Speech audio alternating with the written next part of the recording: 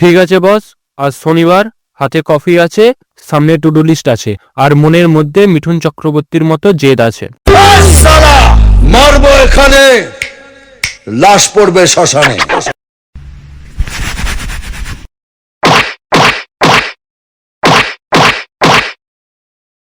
নিজেদের ডায়লগ বলেই শেষ। এবার আমি শ্মশান কোথায় পাবো? ওই তো শ্মশান। আজ আমি ফাটিয়ে কাজ করব। কি কি কাজ করতে হবে সেটা আগে লিখে ফেলি। 1 নম্বর, ঘর পরিষ্কার করা। 2 নম্বর, অ্যাসাইনমেন্ট শেষ করা। 3 নম্বর, আর শেষমেশ এটা খুঁজে বের করা যে আমার ব্যাংক ব্যালেন্স কেন দেখতে কোনো ফোন নম্বরের মতো লাগছে, যা শুরুতে 0 আছে। তবে তার আগে একটু ওয়েদারটা চেক করে নিই। জানা দরকার যে আজকের আবহাওয়াটা ঘর মোছার জন্য ঠিক নাকি ফোন ঘাটার জন্য পারফেক্ট। 5 minutes later. আমি ওয়েদার চেক করছি না, আমি 20 মিনিটের একটি ভিডিও দেখছি যার টাইটেল হলো হ্যামস্টারের জন্য কিভাবে সুইমিং পুল বানাতে হয়। আমার কি হ্যামস্টার আছে? না।